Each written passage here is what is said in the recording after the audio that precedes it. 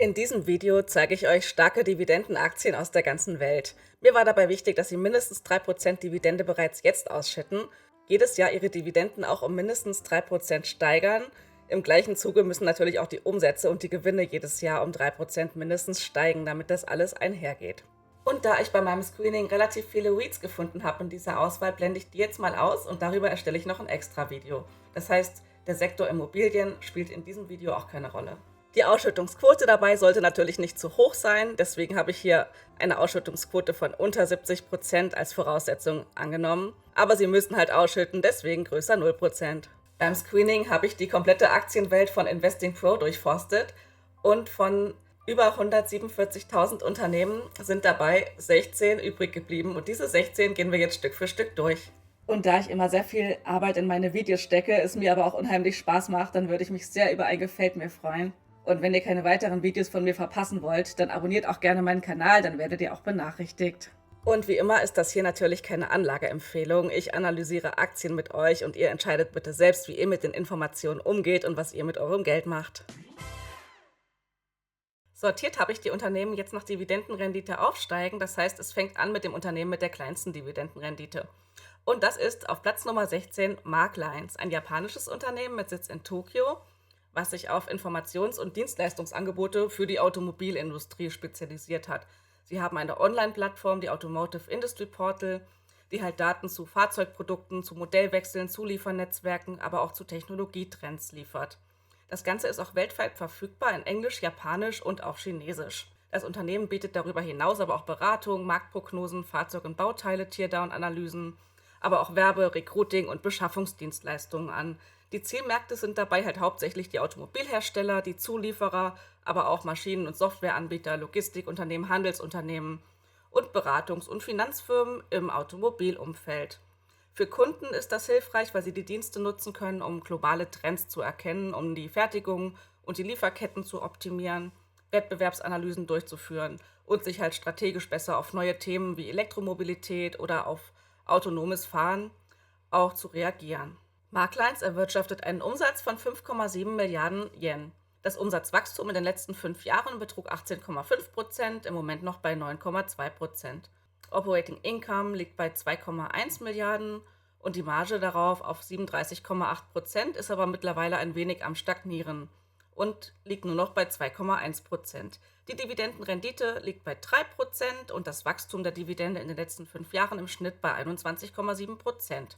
Im Moment ist die Dividende aber nicht mehr ganz so stark angestiegen, denn das momentane Wachstum liegt nur noch bei 8,3%. Bei einer Ausschüttungsquote von zuletzt 30,6% ist das noch sehr gesund. Der ROIC liegt bei 24,1%. Das Unternehmen ist also schon ziemlich profitabel. Die Gesamtschulden sind nahezu bei Null und das KGV ist mit 14 noch relativ günstig bewertet. Der Aktienkurs ist zuletzt ein wenig gesunken. Auf die letzten 10 Jahre hätten wir eine Rendite von 236% erreicht, aber zuletzt ist der Kurs ein bisschen zurückgegangen. Die günstige Bewertung momentan sieht man auch gut im Upside-Potenzial von Investing Pro, denn hier berechnen die Modelle ein Upside von 49,5%. Unternehmen Nummer 15 ist Essential Utilities. Sie betreiben regulierte Wasser-, Abwasser- und auch Erdgasdienstleistungen in mehreren US-Bundesstaaten. Die Einnahmen, die stammen hauptsächlich aus staatlich zugelassenen Gebühren und Tarifen, also Rate Base, für private Haushalte, für Gewerbe und für Industriekunden. Das Unternehmen, das erweitert sein Geschäftsmodell aktiv über mehrere Akquisitionen bestehender Versorgungsnetze, die sie quasi in sich einverleiben, und setzen auch auf Infrastrukturinvestitionen, um langfristig stabile Cashflows zu sichern. Der Umsatz liegt momentan bei rund 2,4 Milliarden US-Dollar und ist in den letzten 5 Jahren im Schnitt um 18,6% gestiegen. Im Moment liegt das Umsatzwachstum sogar bei 21,4%. Das Operating Income liegt bei 914 Millionen und die Marge darauf bei 38,4 und im Trend nimmt die Marge sogar zu. Das Wachstum auf das Operating Income momentan liegt bei 29,1%. Die Dividendenrendite beträgt 3,4% und im Schnitt ist die Dividende in den letzten 5 Jahren um 6,8% gestiegen. Das Dividendenwachstum liegt derzeit bei 5,3%, ist in der letzten Zeit aber ein wenig schwächer geworden. Bei einer Ausschüttungsquote von 54,8% ist das noch ganz gesund und die Ausschüttungsquote geht auch leicht zurück. Der ROIC liegt hier nur bei 3,9%. Also Versorger sind nicht ganz so profitabel. wie manche andere Unternehmen. Die Gesamtschulden zum EBITDA betragen 6-fach, also das ist schon eine ziemlich hohe Verschuldung von 6 mal EBITDA. Das KGV liegt mit 17 und das KGV ist auch gesunken, das heißt, das Unternehmen ist im Laufe der Zeit günstiger bewertet geworden. Im Kursverlauf sieht man aktuell wieder einen leichten Aufwärtstrend, jedoch hat man jetzt keine Kursrakete im Portfolio mit so einem Versorgungsunternehmen. Die Analysemodelle von Investing Pro sehen derzeit auch kein Upside-Potenzial, sondern ein Downside-Potenzial von 11,8%, die sie die Aktie aktuell überbewertet sehen. Analysten sehen hingegen ein kleines Aufwärtspotenzial und sehen den erwarteten Aktienkurs in nächster Zeit bei 73,71 $, während der Kurs aktuell bei rund 40 $ steht. Unternehmen Nummer 14 ist wieder ein japanisches Unternehmen und diesmal aus dem Industriebereich, denn es bietet Befestigungs-, Stahl- und Konstruktionsbauteile für den Bau und die Industrie. Der Name ist hier Condotech Inc. Der Fokus liegt dabei auf Verbindungselementen, Stahlkomponenten, Sicherheits- und Konstruktionsteilen. Sie bieten halt die Logistik, die technische Beratung und auch kundenspezifische Fertigung dafür und bedienen damit Bauunternehmen, Anlagen, Maschinenbauer, Fabriken, aber auch Infrastrukturprojekte. Sie sind schwerpunktmäßig im Land Japan unterwegs, bieten aber ein breites Sortiment und auch eine schnelle Verfügbarkeit durch ein kombiniertes Handels- und Fertigungsmodell. Condotech erwirtschaftet rund 81 Milliarden Yen an Umsatz. Das Umsatzwachstum der letzten 5 Jahre betrug im Schnitt 5,5%, im Moment liegt es bei 4,5%. Das Operating Income sind 4,5 Milliarden und das ist doch im Laufe der Zeit angestiegen und zuletzt auch wieder ein bisschen. Die Marge darauf liegt bei 5,7%. Das Wachstum momentan beträgt nur noch 2,5%, aber die Dividendenrendite beträgt 3,4% und war im Laufe der Zeit auch schon mal höher. Das Dividendenwachstum auf die letzten 5 Jahre liegt bei 9,7%, im Moment sogar bei 20,9%. Also sie haben zuletzt nochmal kräftig angehoben. Bei einer Ausschüttungsquote von 36,7% ist das auch noch ganz gesund. Der ROIC, also die Rendite auf das investierte Kapital, liegt bei 6,7%. Das ist jetzt nicht besonders hoch, das könnte höher sein. Die Gesamtschulden auf den EBITDA, die sind aber wieder sehr gesund, denn sie sind nur mit dem 0,9-fachen ihres EBITDAs verschuldet. Mit einem KGV von 12 sind sie auch nicht übertrieben hoch bewertet, obwohl der Aktienkurs in den letzten Jahren schon gut gestiegen ist. In den letzten 10 Jahren hätten wir über 155% Rendite mit dem Unternehmen erwirtschaftet. Und obwohl der Kurs so gut gestiegen ist in der letzten Zeit, liegt das Upside-Potenzial laut den Investing Pro Berechnungsmodellen bei 17,6%. Analystenschätzungen gibt es hierzu nicht. Und dann kommen wir schon zu Unternehmen Nummer 13, was viele von euch garantiert kennen, nämlich die Merck & Company aus den USA. Sie bieten Pharmazeutika, Impfstoffe und auch Produkte für die Tiergesundheit, also ein Pharmakonzern, und sind spezialisiert auf Onkologie, auf Impfstoffe, Immunologie oder auf Herz-Kreislauf-Erkrankungen. Sie bieten die Forschung, klinische Entwicklung, weltweite Gesundheitsprogramme an und bedienen damit Krankenhäuser, Ärzte, Apotheken, Gesundheitsbehörden, aber auch Tierärzte. Sie agieren global, USA ist jedoch ihr größter Markt. Sie haben ein sehr starkes Forschungs- und Entwicklungsportfolio und derzeit auch noch viele Blockbuster-Produkte, vor allem für die Onkologie in ihrem Portfolio. Das Risiko, das liegt allerdings in ablaufenden Patenten, denn einer ihrer Hauptblockbuster, Keytruda, der hat ein ablaufendes Patent im Jahr 28. Damit geraten sie immer weiter in Zugzwang, neue Produkte auf den Markt zu bringen. Das Gute ist, dass sie in letzter Zeit ein Weiterentwicklungsprodukt für Keytruda entwickelt haben, wodurch sie ein längeres Patent für dieses Erweiterungsprodukt bekommen und sich somit erstmal wieder für ein paar Jahre weiter gerettet haben. Was mir an der Merck & Company gut gefällt, ist, dass sie eine hohe Forschungs- und Entwicklungsquote haben, also dort besonders hoch investieren. Sie haben nämlich eine Forschungs- und Entwicklungsquote von 25,7% derzeit. Und hier mal als Vergleich sehen wir, dass Pfizer unter 20% liegt, Johnson & Johnson bei 17% und die deutsche Merck sogar nur bei 10,7%. Und das ist somit ein gutes Zeichen, weil nur Forschung und Entwicklung ja die Chance bieten, neue Blockbuster-Produkte auch irgendwann zu erforschen und auf den Markt zu bringen. Das momentane Geschäft läuft richtig gut, denn das Umsatzwachstum in den letzten Jahren ist stabil geblieben. Im Moment beträgt es 1,7% und ist über die letzten Jahre wirklich schön angewachsen. Bei einem Operating Income von rund 27 Milliarden sieht man auch, dass das zuletzt auch nochmal stark gestiegen ist. Die Operating Income Marge liegt sogar bei 42,3% und sie sind im Laufe der Zeit sogar immer besser geworden. Bei einer Dividendenrendite von 3,5% kommt schon einiges bei rum. Das Dividendenwachstum in den letzten 5 Jahren betrug im Schnitt 5,8%. Im Moment beträgt es sogar 10,4%. Also sie haben gerade zuletzt nochmal ordentlich die Dividende angehoben. Bei einer Ausschüttungsquote von 42,6% ist das auch noch gesund. Profitabel sind sie auch noch, denn momentan liegt das ROIC bei 26,3% und es ist sogar in letzter Zeit nochmal gestiegen. Die Verschuldung ist moderat mit dem 1,3-fachen EBITDA und die Verschuldung ist sogar auch ein wenig zurückgegangen. Mit dem KGV von 12 erscheinen sie ziemlich günstig bewertet. Man sieht am Aktienkurs, dass er zuletzt stark abgefallen ist, aber dann wieder ganz zuletzt angestiegen ist durch die News, dass sie ein Erweiterungsprodukt für Keytruda entwickelt haben. Und obwohl der Kurs zuletzt wieder ein bisschen in Schwung geraten ist, liegt das Upside-Potenzial immer noch bei 23,2% laut der Investing Pro Berechnungsmodelle. Und die Analysten, die sehen ein durchschnittliches Kursziel von $102 voraus und damit auch noch ein kleines Upside zum aktuellen Aktienkurs von $97,76.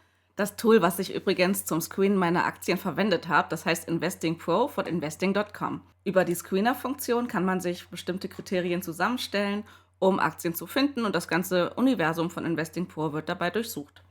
Man kann sich auch selber verschiedene Screener anlegen, speichern, dass man sie immer wieder verwenden kann. Es gibt aber auch die ProPix KI, über die man KI-basierte Aktien finden kann, die durch die Strategie der KI ausgefiltert werden, um das Potenzial zu haben, bestimmte Indizes zu schlagen. Zum Beispiel der Alpha Germany Select, der soll den DAX schlagen, Beat den Nikkei soll halt den Nikkei schlagen und so weiter. Wir schauen einfach mal in den Nikkei rein. Denn hier haben wir schon durch die Auswahl der KI bis jetzt eine Outperformance von 997% erreicht. Jeden Monat analysiert die KI das Aktienuniversum hier aus dem Nikkei und analysiert alle Aktien im Nikkei, um dabei welche zu finden, die diesen Monat besonderes Potenzial haben, den Nikkei halt auch zu performen. Hier sieht man auch noch eine kleine Erklärung dazu, warum. Man sieht auch, welche Aktien entfernt wurden und nicht mehr so viel Potenzial bieten. Also das ist auch eine coole Analysemöglichkeit, um neue Aktien zu finden und um sich einfach mal inspirieren zu lassen. Das Tool ist richtig toll. Ich benutze es immer für meine Analysen, weil es einfach so viel Mehrwert bietet. Schaut da gerne mal rein. Im Moment gibt es auch eine Herbstaktion. Jetzt rund um Black Friday gibt es auch den größten Rabatt des Jahres von 60%. Und über meinen Link bekommt ihr nochmal 15% extra obendrauf. Der Link ist unten in meiner Videobeschreibung und auch im obersten angehefteten Kommentar. Schaut gerne mal rein. Unternehmen Nummer 12 ist wieder ein Versorger und diesmal aus Kanada, nämlich Fortis Inc. Sie sind ein Versorger für Strom- und Gasnetze und bieten damit Stromverteilung, Energieübertragung, Gasversorgung, also Infrastruktur und Netzmodernisierung für Haushalte, für Gewerbe, für Industrie und auch für Kommunen. Sie bedienen Kanada, USA, aber auch die Karibik mit Strom und Gas. Und ihr Vorteil ist, dass sie sehr stabile, regulierte Cashflows liefern und auch langfristige Investitionsprogramme am Laufen haben. Der Umsatz liegt bei 12 Milliarden kanadischen Dollar und das Umsatzwachstum in den letzten 5 Jahren betrug auch 5,6%. Aktuell beträgt es noch 5,2%. Die Marge auf das Operating Income liegt bei 29,6% und ist auch im Verlauf der Zeit immer ungefähr so hoch gewesen. Im Moment liegt das Wachstum auf das Operating Income bei 8,8%.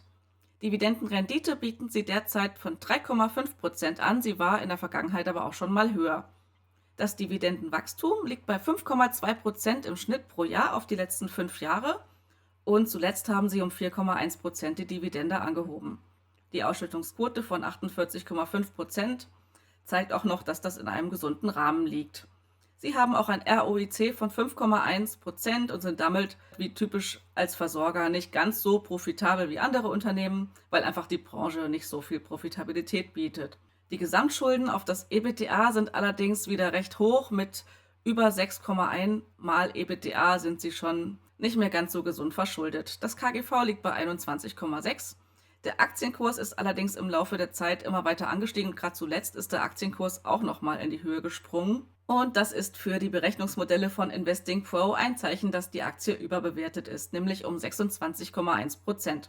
Die Analysten sehen das Ganze ein wenig optimistischer. Sie sehen die Aktie derzeit fair bewertet. Sie sehen ein Kursziel von 71 kanadischen Dollar, während der Aktienkurs aktuell bei etwas über 72 steht. Mit Unternehmen Nummer 11 kommen wir nach Indonesien, nämlich zur Bank Central Asia Tbk. Ist halt eine Bank und ihr Kerngeschäft ist das Einlagen- und das Kreditgeschäft, Zahlungs- und Transaktionsdienste. Es ist eine Privatbank und sie bieten Dienstleistungen für Privat-, für Firmenkunden und Transaktionskunden im indonesischen Markt. Sie haben damit Einzelkunden, kleine und mittlere Unternehmen, aber auch große Firmenkunden. Geografisch sind sie in Indonesien unterwegs, aber landesweit mit starker Verankerung auch vertreten, besonders in den urbanen Regionen. Ihr Vorteil ist, dass sie in Indonesien der Marktführer sind unter den privaten Banken und auch eine starke digitale Infrastruktur anbieten. Der Umsatz ist in den letzten Jahren immer schön angestiegen und beträgt derzeit rund 110.000 indonesische Rupiah. Das Umsatzwachstum beträgt in den letzten 5 Jahren im Schnitt 9,7% und aktuell noch 5,9%. Die Marge auf das Operating Income beträgt 7,8%. Die Dividendenrendite zurzeit liegt bei 3,6%. Sie ist sogar in den letzten Jahren stärker geworden. Und das Dividendenwachstum auf die letzten 5 Jahre beträgt im Schnitt pro Jahr 31,3%. Das ist schon gut.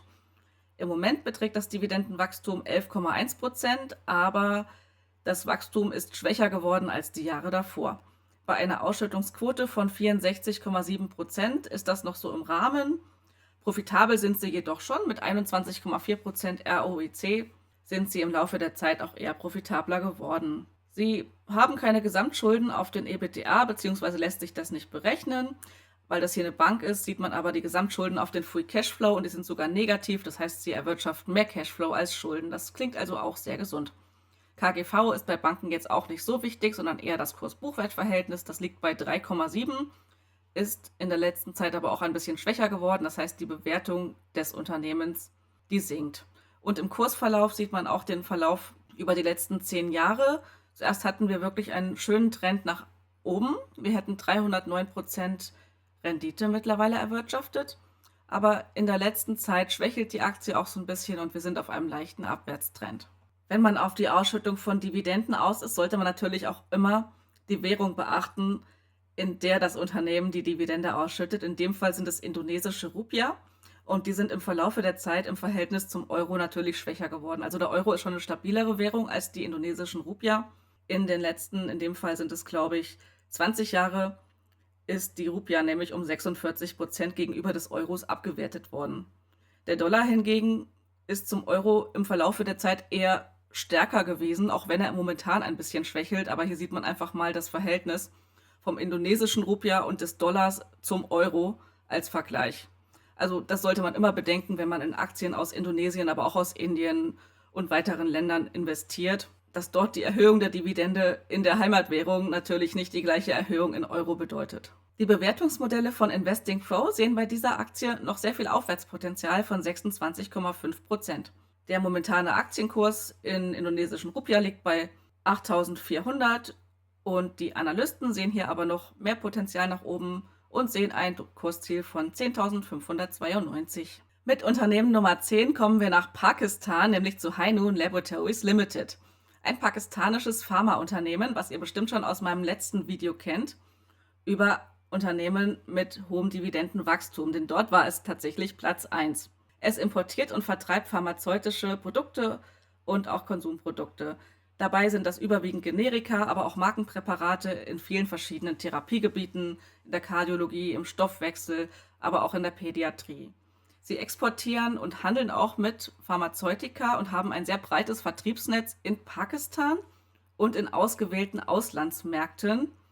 Sie bedienen Krankenhäuser, Apotheken, Gesundheitsdienstleister, aber auch Endverbraucher in Pakistan und im Ausland, wobei das Ausland hier überwiegend aus Märkten in Afrika, im Nahen Osten rundherum, auch so Länder wie Afghanistan und so weiter werden beliefert und andere Länder in Asien. Ihr Vorteil ist, dass sie sehr profitabel sind und eine sehr robuste Bilanz haben und sogar die Bewertung Financial Health 6 von 6 von Simply Wall Street erlangt haben. Der Umsatz ist in den letzten Jahren immer weiter angestiegen und zuletzt betrug das Umsatzwachstum immer noch 5,6%.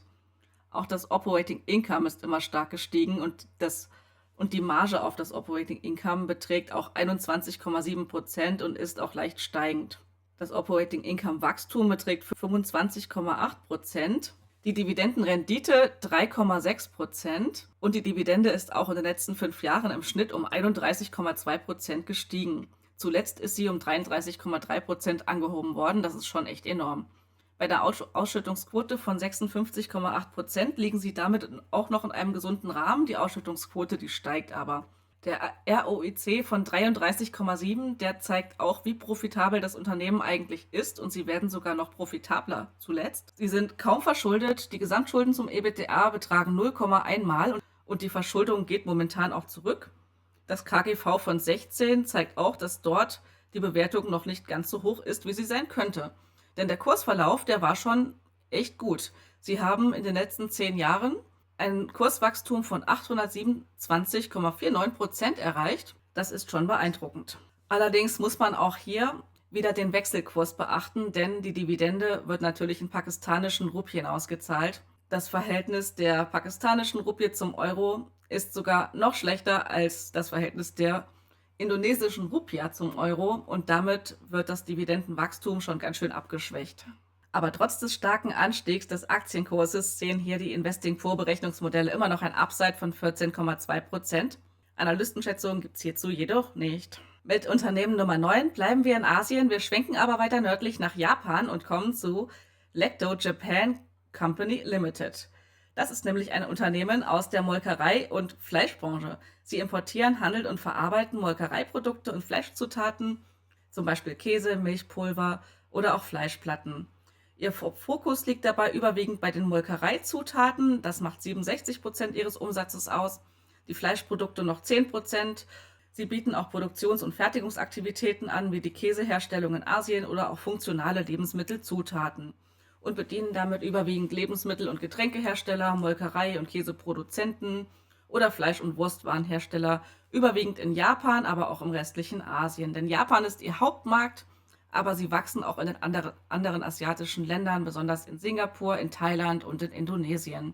Sie sind auch ein Spezialist mit einem hohen Importanteil, denn über 30% Marktanteil für Molkereiimporte in Japan liegt bei ihnen. Sie haben auch ein gutes Lieferanten- und ein Kundennetzwerk mit über 100 Lieferanten. Der Umsatz ist in den letzten Jahren immer gut angestiegen, liegt derzeit bei 180 Milliarden Yen und ist in den letzten 5 Jahren im Schnitt um 7,9% gestiegen. Aktuell noch bei 6,5% liegt das Umsatzwachstum. Die Operating Income Marge beträgt 3,2%, die ist aber in letzter Zeit auch höher geworden. Das heißt, das Unternehmen wird hier profitabler. Sie haben eine Dividendenrendite von 3,6%, welche sogar in der letzten Zeit noch gestiegen ist. Das Dividendenwachstum auf die letzten 5 Jahre im Schnitt beträgt 29,5% und sie haben zuletzt um sage und schreibe 65% die Dividende angehoben. Bei einer Ausschüttungsquote von zuletzt 17,5% ist das auch immer noch sehr moderat und das bietet sogar immer noch sehr viel Spielraum nach oben. Bei einem ROIC von 6,2% ist das so, naja, nicht ganz so profitabel, aber das liegt halt auch an der Branche, denn im Lebensmittelbereich gibt es halt im Allgemeinen nicht ganz so hohe Margen und auch nicht ganz so hohe Kapitalrenditen. Die Verschuldung ist allerdings relativ hoch mit dem 6,4-fachen EBITDA. Da sollte ein wenig dran geschraubt werden, denn die Verschuldung ist mir persönlich zu hoch. Das KGV von 8,7 ist aber sehr günstig, wie ich finde, und das geht sogar zurück. Das heißt, das Unternehmen wird im Laufe der Zeit günstiger bewertet. Der Aktienkurs, der zeigt ja ein Auf und Ab. Er stand mal ungefähr genauso hoch wie jetzt im Jahr 2019. Dann hatte er einen ganz langen Abwärtstrend und zuletzt seit 2023 ist der Aktienkurs wieder gestiegen. Wir hätten dennoch seit 10 Jahren eine Rendite von 460% mit dem Unternehmen erlangt. Und auf dem Stand, auf dem wir gerade sind, sehen die Berechnungsmodelle von Investing Pro das Unternehmen auch relativ fair bewertet mit einem Upside von 0. 2 Analystenschätzungen sehen noch ein wenig mehr Potenzial nach oben, sehen einen Zielkurs von 4.650 Yen, während der Aktienkurs aktuell bei 3.650 steht. Ich habe noch mal ein kleines Anliegen in familiärer Sache, denn ich möchte euch eine Top-Künstlerin vorstellen, Brigitte Weinhold. Das ist nämlich meine Schwägerin und ist gerade richtig aufsteigend. Sie malt wunderschöne Bilder, hat auch schon ein paar davon verkauft. Und ich möchte einfach mal ihre Bilder vorstellen, dass sie existiert, dass ihr sie kennt. Also schaut gerne mal rein. Hier ist auch ihre Kontaktadresse bei Facebook. Dort stellt sie auch immer wieder neue Bilder vor. Sie malt auch im Auftrag, wenn ihr mal ein schönes Geschenk braucht. Für die Frau, für die Kinder, was auch immer, oder fürs Büro. Dann kontaktiert sie gerne, sie freut sich. Vielen Dank. Mit Unternehmen Nummer 8 gelangen wir wieder zu einem Versorgungsunternehmen, diesmal aus den USA, nämlich zu HTO America. Ihr Kerngeschäft ist das regulierte Wasser- und Abwasserversorgungsnetz in den USA. Sie fokussieren sich dabei auf die Netzerweiterung, aber auch auf neue Akquisitionen, zum Beispiel in Texas. Sie investieren viel in Infrastruktur, rund 2 Milliarden im Fünfjahresplan. Sie bieten auch die Installation neuer Anschlüsse. Sie erhöhen die Gebühren durch Regulatoren. Sie modernisieren auch die Mess- und die Verteilinfrastruktur. Ihre Kunden sind dabei halt Haushalte, Gewerbe, aber auch industrielle Nutzer im regulierten Wasser- und Abwasserbereich. Sie sind nur in den USA aktiv und in den Regionen Kalifornien, Connecticut, Maine und Texas. Vorteil bei diesem Unternehmen ist auch wie bei vielen Versorgern die langjährigen Dividendenausschüttungen. Sie erhöhen schon über 50 Jahre. Sie haben ein sehr defensives Versorgungsmodell mit Wasser und bieten damit auch regulierte Einnahmen. Auch hier zeigt die Umsatzentwicklung in den letzten Jahren einen schönen Trend nach oben. Das Umsatzwachstum zuletzt betrug 11,4% und die Marge auf das Operating Income liegt sogar bei 24,5%. Das ist schon ziemlich profitabel. Das Operating Income, das wächst auch kontinuierlich, zuletzt um 18,9%. Bei einer Dividendenrendite von 3,8% und die steigt sogar, da kommt schon einiges bei rum. Im Schnitt auf die letzten 5 Jahre hat das Unternehmen auch die Dividende im Schnitt um 5,9% angehoben und auch zuletzt nochmal um 5%. Die Ausschüttungsquote von 52,1% zeigt, dass sich das Unternehmen die Dividende auch leisten kann. Der Return on Invested Capital liegt bei 5,4 und damit sind sie auch wie die anderen Versorgungsunternehmen jetzt nicht ganz so profitabel, aber das liegt immer noch so im Durchschnittsbereich. Die Verschuldung ist jedoch auch hier leider wieder viel zu hoch. Mit dem 6-fachen EBITDA finde ich das schon kritisch, aber hier zeigt sich zum Glück der Trend ein wenig positiver, denn die Verschuldung geht im Laufe der Zeit ein wenig zurück. Das KGV ist im Laufe der Zeit hingegen immer weiter gesunken, das heißt, das Unternehmen wird billiger. Der Kursverlauf zeigt wieder, wir hätten hier keine Kursrakete gehabt. Wir hatten einen schönen Anstieg bis zum Jahr 23 ungefähr. Seitdem ist das Unternehmen jedoch auf einem Abwärtstrend und in den letzten 10 Jahren hätten wir dennoch eine Rendite von 84,04% an Kurswachstum erlangt. Die Berechnungsmodelle von Investing Pro sehen das Unternehmen wieder relativ fair bewertet mit einem minimalen leichten Downside, was man eigentlich ignorieren kann, von 0,1%. Analysten sehen das Unternehmen jedoch wieder ein bisschen zu günstig und sehen einen Aktienkurs von $62 voraus, während der aktuelle Kurs nur bei $44,74 liegt. Unternehmen Nummer 7 führt uns nach Australien. Wir kommen jetzt zur Fiducian Group Limited. Ihr Kerngeschäft liegt in der Finanzplanung, im Fondsmanagement, in der Plattformadministration und in den Technologielösungen rund um Finanzen. Sie bieten gebührenbasierte Vermögensberatung, sie sind Fondsmanager und bieten auch die Technologie für Finanzberater dahinter an. Sie haben White-Label-Plattformlösungen und automatisierte Tools für Finanzberater. Ihre Kunden sind dabei vermögende Privatkunden, Firmenkunden, Finanzberater, aber auch Lizenznehmer im Beraternetzwerk. Sie bedienen hauptsächlich Australien, aber haben sich auch Optionen offen gehalten für regionale Expansion. Der Vorteil bei ihnen ist, dass sie ein sehr integratives Angebot bieten aus Beratung plus Plattform plus der Technologie dahinter und ein sauber ausgestaltetes Geschäftsmodell mit wachsender Basis bieten. Sie sind jedoch ein sehr kleines Unternehmen, denn sie haben gerade mal einen Umsatz von 89 Millionen australischen Dollar. Das ist wirklich ein Small Cap. Der Umsatz ist aber in den letzten 5 Jahren im Schnitt um 10,2% angestiegen und zuletzt auch wieder um 10,6%. Die Marge auf das Operating Income beträgt 29,7%, das ist schon sehr profitabel. Und auch zuletzt ist das Operating Income wieder um 23,8% angestiegen. Dividendenrendite bieten sie von 4% an. Die war aber auch schon mal höher, wir hätten schon mal weit über 4% Dividendenrendite damit erlangt. Das Dividendenwachstum auf die letzten 5 Jahre beträgt im Schnitt 13,5% und zuletzt haben sie um 28,7% die Dividende gesteigert. Mit einer Ausschüttungsquote von 73% liegen sie auch noch gerade so in einem gesunden Rahmen. Sie haben ein ROIC von 29,9%, also knapp 30% Kapitalrendite, das ist schon wirklich gut. Dabei sind sie kaum verschuldet, die Verschuldung ist im Laufe der Zeit immer weiter zurückgegangen, nur zuletzt wieder ein wenig angestiegen, beträgt aber das 0,2-fache des EBITDAs und damit kaum zu erwähnen. Mit einem KGV von 19,9 sind sie bewertet. Der Aktienkurs ist in den letzten 10 Jahren immer schön gestiegen. Wir hätten in den letzten 10 Jahren 613% Rendite durch Kurswachstum erzielt. Die Berechnungsmodelle von Investing Pro sehen das Unternehmen ein wenig überbewertet, aber nicht viel, sondern um 6,6%. Mit Unternehmen Nummer 6 kommen wir erneut zu einem US-Versorgungsunternehmen, nämlich zur Artesian Resources Corporation. Sie bieten ebenfalls regulierte Wasser- und Abwasserversorgung für Haushalte, für Gewerbe und für die Industrie an. Sie sind im Hauptmarkt Delaware aktiv und beliefern aber noch zusätzliche Teile von Maryland und Pennsylvania auch mit Wasserdienstleistungen. Dabei stellen sie Leitungsschutzpläne, Wasser-Abwasser-Services, das Engineering und die Installation der Anlagen bereit. Sie bedienen damit Privatkunden, Unternehmen, Kommunen und andere Versorger. Primär sind sie in der Delmarva-Region in Delaware aktiv und sie haben ein sehr stabiles, reguliertes Geschäftsmodell mit hohen Eintrittsbarrieren durch bestehende Infrastruktur.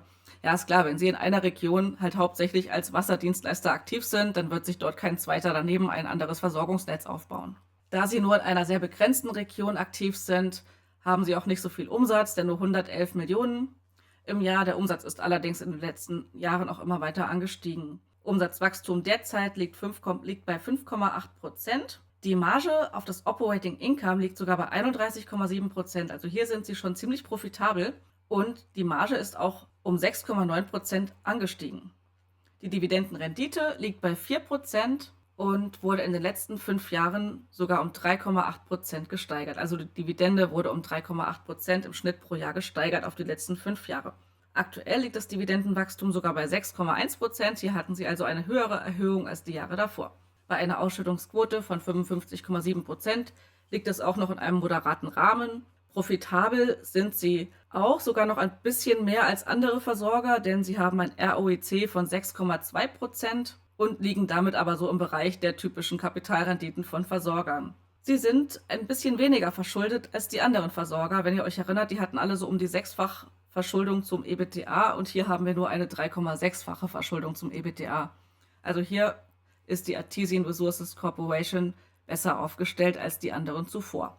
Das KGV liegt nur bei 14,5 und ist sogar in der letzten Zeit günstiger geworden. Sieht man aber auch ein bisschen am Aktienkurs, denn der ist bis zum Jahr 22, 23 ungefähr immer weiter angestiegen, aber seitdem hat die Aktie wieder ganz schön nachgegeben und wir bewegen uns im Moment eher auf einem leichten Seitwärtskurs, während die Aktie dann die Jahre davor etwas eingebrochen war. Wir hätten aber immer noch 58,4% Kursgewinn erreicht in den letzten 10 Jahren. Da sie weiterhin wachsen und profitabel sind, der Kurs aber nachgegeben hat, sehen die Berechnungsmodelle von Investing Pro hier auch ein Aufwärtspotenzial von 12,1%. Das heißt, die Artesian Group, die ist hier etwas unterbewertet. Ein Analyst hat auch seine Schätzung abgegeben. Er schätzt $46 als Kursziel, während wir gerade bei 31,41 $ stehen. Damit sind wir schon bei der Top 5 und wir kommen wieder nach Europa, nämlich nach Slowenien zur Krka. Krka ist ein Pharmaunternehmen, denn ihr Kerngeschäft liegt in der Entwicklung, der Produktion und dem Vertrieb von Generika sowie rezeptfreien Produkten, aber auch Tiergesundheitsprodukten. Sie sind hauptsächlich in Zentral- und Osteuropa aktiv. Sie haben aber auch wachsende Präsenz in Westeuropa und auch in Übersee. Sie fertigen selbst, sie exportieren auch stark und haben ein großes Vertriebsnetzwerk und sind damit vertikal auch integriert. Ihre Kunden sind Krankenhäuser, Apotheken, Tierärzte, aber auch die Pharmagroßhändler weltweit. Ihr Sitz ist in Slowenien, sie sind aber in über 70 Ländern aktiv und haben einen hohen Exportanteil von 90% oder darüber. Und als Vorteil bei ihnen ist zu nennen, dass sie halt einfach ein gutes Wachstum bieten mit stabiler Bilanz und einer hohen Effizienz im Produktions- und auch im Vertriebsbereich. Da die Krka überwiegend Generika und auch rezeptfreie Medikamente anbietet, investieren sie natürlich auch weniger in Forschung und Entwicklung, weil sie das nicht so brauchen wie andere Pharmaunternehmen. Sieht man hier auch ganz gut im Vergleich. Ihr erinnert euch, die Merck & Company sind hier sehr stark aktiv in Forschung und Entwicklung und die Krka, die investiert noch weniger als die Deutsche Merck, wobei die Deutsche Merck es mal nötig hätte, mehr zu investieren. Dazu hatte ich ja auch mal ein Video gemacht. Die Umsatzentwicklung zeigt wieder einen schönen Trend nach oben. Das Umsatzwachstum in den letzten 5 Jahren betrug im Schnitt immer so 5%, zuletzt sogar 5,7%. Und sie haben eine Marge auf das Operating Income von 22,9%. Das ist auch sehr gut. Das Operating Income wächst auch zurzeit um 12,2% und sie bieten sogar eine Dividendenrendite von 4% an. Da der Aktienkurs aber auch gut angestiegen ist in letzter Zeit, ist die Dividendenrendite natürlich auch etwas gesunken. Das Dividendenwachstum beträgt dennoch 18,6% im Schnitt auf die letzten 5 Jahre und zuletzt wurde auch die Dividende um 10% angehoben. Bei einer Ausschüttungsquote von 63,2% liegt das noch in einem gesunden Rahmen.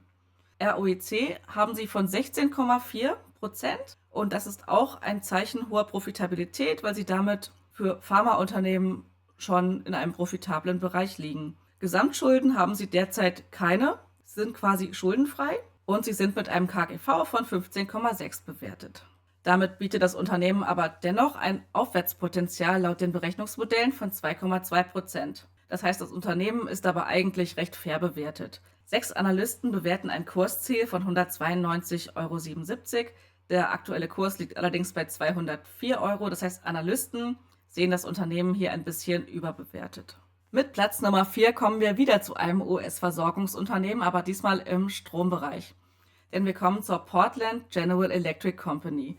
Sie bieten Stromerzeugung, die Übertragung und die Verteilung in regulierten Versorgungsgebieten an und bedienen damit auch private Haushalte, Gewerbe und Industrie, vor allem in Oregon. Und sie bauen aber auch die erneuerbaren Energien aus, Batteriespeicherprojekte sind aktiv und sie investieren in Netzmodernisierung. Die Kunden sind überwiegend Wohnkunden, rund 830.000, Gewerbekunden haben sie 114.000 ungefähr und Industriekunden rund 280 in ihrem Versorgungsgebiet, welches rund 1,9 Millionen Einwohner umfasst und 51 Städte in Oregon. Sie sind also auch lokal relativ spezialisiert. Sie bieten halt ein reguliertes Geschäftsmodell mit stabilen Cashflows und fokussiertem Wandel hin zu sauberer Energie an in ihrem Gebiet. Obwohl das Gebiet eigentlich geografisch gar nicht so riesig ist, haben sie trotzdem einen Umsatz von 3,5 Milliarden. Das Umsatzwachstum der letzten 5 Jahre im Schnitt lag auch immer bei 10,1% und zuletzt lag es noch bei 5,1%. Das Operating Income beträgt 554 Millionen. Das entspricht einer Marge von 15,8%, was auch für ein Versorgungsunternehmen gar nicht so schlecht ist. Zuletzt ist das Operating Income um 2,2% gestiegen. Sie bieten uns eine Dividendenrendite von 4,2% an, welche im Laufe der Zeit auch ungefähr immer genauso hoch war. Im 5-Jahres-Schnitt wurde sie um 5,4% angehoben und auch zuletzt wieder um 5%. Bei einer Ausschüttungsquote von 72,3% liegt es auch noch in einem gerade so gesunden Rahmen. Ein ROIC haben sie von 5,8%. Das ist wieder nicht besonders hoch, liegt aber im typischen Bereich für Versorgungsunternehmen. Sie sind mit dem 4,4-fachen ihres EBITDAs verschuldet. Das ist immer noch recht hoch, aber ihr erinnert euch, es gab auch Unternehmen, Versorgungsunternehmen mit dem 6-fachen EBITDA an Verschuldung. Also hier sind sie irgendwo in einem mittelmäßigen Bereich innerhalb dieser Branche. Mit einem KGV von 18,4 sind sie bewertet. Der Aktienkurs, der zeigt eigentlich einen langfristigen Seitwärtstrend. Wir hätten dennoch eine Rendite durch Kursgewinne von 93% erreicht über die letzten 10 Jahre. Zuletzt ist der Aktienkurs wieder ein wenig gestiegen. Damit ergibt sich aber auch gleich wieder eine Überbewertung von 6% laut den Berechnungsmodellen von Investing Pro. Analystenschätzungen dazu gibt es 12 Stück. Analysten schätzen ein Kursziel von $48,42, während der Kurs bei $49,57 steht. Und damit sehen auch Analysten das Unternehmen gerade recht fair bewertet. Damit kommen wir zur Top 3 und kommen zurück nach Europa. Wir bleiben aber im Versorgungsbereich. Wir kommen diesmal auf die Insel Jersey im Ärmelkanal. Und hier gibt es das Unternehmen Jersey Electricity plc. Ihr Kerngeschäft ist der Stromimport, Stromerzeugung, Übertragung, Verteilung und Stromverkauf auf der Insel Jersey. Ihr Fokus ist dabei die Bedienung von Haushalten, Gewerbe und öffentlichen Einrichtungen auf der Insel Jersey. Sie installieren Solaranlagen, aber auch Wärme- und Heizlösungen und bieten auch weitere Energiedienstleistungen an. Also alles rund um den Strom liegt in ihrer Hand. Sie haben rund 50.000 Haushalte als Kunden und auch Geschäftskunden in Jersey und sind auch nur auf dieser Insel aktiv und haben keine nennenswerte Ausdehnung. Vorteil ist halt ein reguliertes Monopol auf dieser Insel mit sehr hoher Einnahmenstabilität und auch sehr geringer Wettbewerbsbedrohung. Und da sie nur auf der kleinen Insel aktiv sind, haben sie natürlich auch nicht den enormen Umsatz, sondern sie erreichen nur 142 Millionen Pfund. Der Umsatz ist aber in den letzten 5 Jahren im Schnitt immer so um 4,2% gestiegen und zuletzt sogar um 8,5%. Sie erreichen eine Operating Income Marge von 11,3%. Das ist für ein Versorgungsunternehmen schon ganz gut. Und zuletzt ist das Operating Income auch um 4,9% gestiegen. Dividendenrendite erhalten wir von ihnen von 4,4%. Das Dividendenwachstum in den letzten 5 Jahren betrug 5,4% im Schnitt und zuletzt wurde die Dividende sogar um 7,3% erhöht. Bei einer Ausschüttungsquote von 53,2% liegt es auch noch in einem soliden Rahmen. Sie erreichen, ähnlich wie andere Versorgungsunternehmen, ein ROIC von 5,7%. Sie sind jedoch sehr viel geringer verschuldet als andere Versorgungsunternehmen, nämlich nur mit dem 1,3-fachen des EBITDAs. Mit einem KGV von 12,2 sind sie derzeit bewertet. Der Aktienkurs zeigt jetzt auch keine enorme Kursrakete an. Wir hätten bis zum Jahr 2022 einen starken Anstieg gehabt. Seitdem ist die Aktie ein wenig zurückgekommen bis zum Jahr 2023 und nun sind wir wieder auf einem leichten Aufwärtstrend. Wir hätten in den letzten 10 Jahren eine Kursrendite von 55,46% erlangt. Die Berechnungsmodelle von Investing Pro sehen jedoch noch ein wenig Potenzial nach oben, nämlich 7,7%, was das Unternehmen derzeit unterbewertet ist. Analystenschätzungen gibt es hierzu nicht. Der zweite Platz führt uns nach Japan, nämlich zur Transaction Corp Limited. Sie haben als Geschäftsmodell, dass sie planen, designen und auch eigene Produkte herstellen, nämlich Haushalts-, Lifestyle- und Wellness-Produkte. Ihr Fokus liegt dabei auf ökologisch hergestellten Produkten, zum Beispiel aus recycelten Materialien, aus Biomasse, Kunststoffen. Sie bieten dabei Lifestyle-Güter an, aber auch Gesundheitsprodukte. Über die Vertriebswege Direktverkauf, Großhandel, E-Commerce und stationärem Handel bieten sie so verschiedene Wege, wie Kunden ihre Produkte erwerben können. Die Kunden sind Endverbraucher, Einzelhändler, aber auch Großhändler, sowohl im Inland, in Japan, als auch im begrenzten Umfang international drumherum. Also hauptsächlich sind sie in Japan aktiv, sie exportieren aber auch und gerade über ihre Online-E-Commerce-Aktivitäten auch ins Ausland. Sie bieten schon eine Nische im Bereich umweltbewusster Konsum- und Lifestyle-Produkte plus halt integrierter Wertschöpfung von Entwicklung bis Vertrieb an. Der Umsatz liegt ungefähr bei 27,5 Milliarden Yen. Das Umsatzwachstum in den letzten 5 Jahren betrug 8,2% im Schnitt und zuletzt auch nochmal 9,6%. Die Marge auf das Operating Income beträgt 20,8% und ist im Laufe der Zeit auch noch profitabler geworden. Aktuell ist das Operating Income sogar auch wieder um 9% gestiegen. Sie bieten eine Dividendenrendite von 5,3% an und zuletzt ist die Dividendenrendite auch nochmal gesteigert worden. Denn in den letzten 5 Jahren haben sie im Schnitt um 44,7% die Dividende erhöht. Überwiegend entsteht diese Erhöhung natürlich durch das Wachstum zuletzt, denn sie haben in der letzten Dividendenerhöhung um sage und schreibe 192,3% erhöht. Und damit haben sie immer noch eine Ausschüttungsquote von nur 27,6%. Da ist eigentlich auch noch Luft nach oben. Sie erreichen ein Return on Invested Capital von 19,9% und sind damit für so ein Handelsunternehmen, was eigentlich Lifestyle-Produkte und Handtaschen und sowas bietet und selber herstellt und vertreibt, sind sie eigentlich relativ profitabel. Sie sind auch kaum verschuldet. Die Verschuldung geht immer weiter zurück im Verlauf der Zeit. Sie haben nur das 0,1-fache ihres EBITDAs an Verschuldung. Das KGV derzeit liegt nur noch bei 14,9 und geht sogar zurück. Der Kursverlauf hingegen zeigt eine schöne Aufwärtstendenz. Seit 10 Jahren an, wir hätten sage und schreibe 854,95, also knapp 900% Rendite mit dem Kursverlauf erlangt und damit hätten wir fast einen Ten-Bagger im Portfolio. Aktuell läuft der Kurs eher seitwärts, aber sehr schwankend. Laut Investing Pro bietet der aktuelle Kurs jedoch ein Upside-Potenzial von 26,5%, was das Unternehmen laut deren Berechnung unterbewertet ist. Analystenschätzungen gibt es hierzu nicht. Und damit kommen wir schon zu Platz Nummer 1 und gelangen nach Japan. Zu einem Unternehmen aus der Baubranche, nämlich zu Oriental Consultants Holding. Ihr Kerngeschäft ist die Planung, der Entwurf und die Überwachung von Infrastruktur- und Bauprojekten. Sie bieten dabei Umweltmanagement an, also Boden-, Wasseranalysen, Strukturerneuerung und haben sogar kleine Wasserkraftanlagen. Zusätzlich bieten sie auch Asset Management, Informationssysteme für Infrastruktur und auch Construction Management an. Sie bedienen damit eher öffentliche Auftraggeber, aber auch Bauunternehmen, Infrastrukturbetreiber und Kommunen. Sie bedienen hauptsächlich Japan als Hauptmarkt, aber auch weitere asiatische Länder und Märkte im Ausland. Ihr Vorteil ist, dass sie ein breites Dienstleistungsangebot im ganzen Baubereich haben, also im ganzen Infrastruktur- und Umweltmanagement für die Bauindustrie und ein etabliertes Netzwerk dabei aufgebaut haben. Sie erreichen einen Umsatz von 95 Milliarden Yen. Das Umsatzwachstum in den letzten 5 Jahren betrug 8,7% im Schnitt und im Moment ist das Umsatzwachstum sogar bei 10,5%. Dabei erreichen sie eine Operating-Income-Marge von 5,9%. Ist jetzt nicht ganz so profitabel, aber die Marge ist auch in den letzten Jahren immer weiter angestiegen. Zuletzt ist das Operating Income nochmal um 20,5% gewachsen. Sie bieten eine Dividendenrendite von 8% an. Und die Dividende wurde in den letzten 5 Jahren im Schnitt pro Jahr um 62,4% angehoben und zuletzt nochmal richtig enorm um 174,3% in der letzten Erhöhung. Dabei haben sie trotzdem immer noch eine Ausschüttungsquote von sehr geringen 27,5%, die noch Luft nach oben bietet. Sie erreichen einen ROIC, also ein Return on Invested Capital von 9,1%, welches jedoch im Laufe der Zeit ein wenig schwächer geworden ist. Also dort sehe ich noch ein bisschen Potenzial nach oben, dass sie wieder profitabler werden.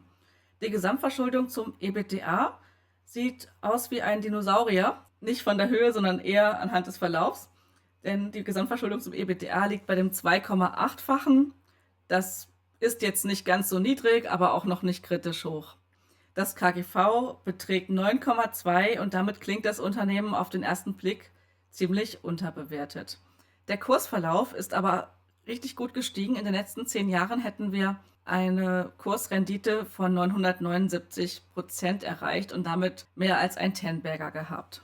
Und trotz des guten Kursverlaufs sehen hier die Berechnungsmodelle von Investing Pro immer noch ein Upside-Potenzial von 28,1%, was das Unternehmen laut Berechnung unterbewertet ist. Analystenschätzungen gibt es hierzu keine. So, jetzt kennt ihr meine Top 16, das heißt nicht meine, sondern die Top 16 laut meinen Selektionskriterien. Schreibt mir gerne mal in die Kommentare, ob für euch ein richtig spannendes Unternehmen dabei war. Ich bedanke mich fürs Zuschauen. Ich hoffe, das Video hat euch gefallen. Wir sehen uns das nächste Mal. Habt einen tollen Tag und ciao, ciao.